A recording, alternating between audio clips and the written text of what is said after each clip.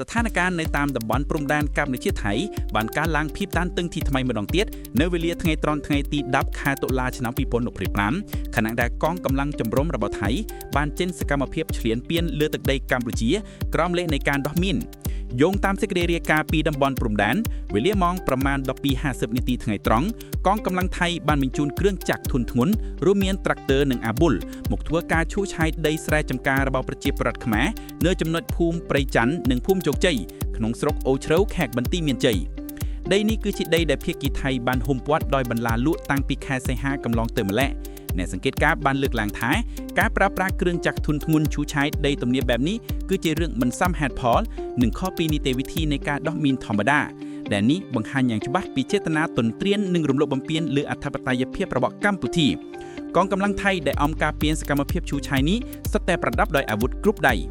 សកម្មភាពឈ្លានពានរបស់ថៃនេះកើតឡើងចំពេលដែលកិច្ចប្រជុំគណៈកម្មាធិការព្រំដែនថ្នាក់យោធាភូមិភាគរវាងកងទ័ពភូមិភាគទី4របស់កម្ពុជានិងភូមិភាគទី2របស់ថៃកំពុងបើកធ្វើឡើងនៅច្រកអស្មាច់ដោយផ្ដោតលើការកាត់បន្ថយភាពតានតឹងនិងការត្រៀមរៀបចំកិច្ចប្រជុំធំនៅថ្ងៃទី15ដល់12ខែតុលាខាងមុខ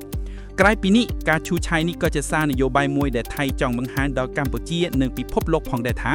ខ្លួនឯងធ្វើសកម្មភាពណាមួយលើដីដែលបានហ៊ុំព័ទ្ធក្រុងគោលបំណងបង្ខំឲ្យកម្ពុជាព្រមទទួលលក្ខខណ្ឌ4ចំណុចដែលនាយករដ្ឋមន្ត្រីថៃថ្មីបានទាមទាររួមមានដោះអាវុធធ្ងន់ធ្ងរពីព្រំដែនដោះមីនបោះសម្អាត online scam និងប្រគល់ផែនការជំនៀសប្រជាជនចេញពីតំបន់ចំនួន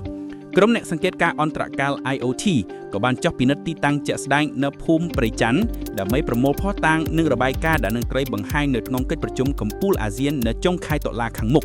កម្ពុជាកំពុងរក្សាភាពអត់ធ្មត់និងប្រើប្រាស់យន្តការការទូតដែលរងចាំលទ្ធផលនៃការដោះស្រាយតាមរយៈអន្តរជាតិដើម្បីជៀសវាងការប៉ះទង្គិចគ្នាដោយអាវុធកងកម្លាំងខ្មែរនៅតែរក្សាជំហរអត់ធ្មត់ដោយគ្រាន់តែឈរជ្រុងមើលសកម្មភាពឈូសឆាយរបស់ថៃដោយគ្មានអាវុធដើម្បីរក្សាភាពស្ងប់ស្ងាត់និងកាត់បន្ថយការបង្កហេតុ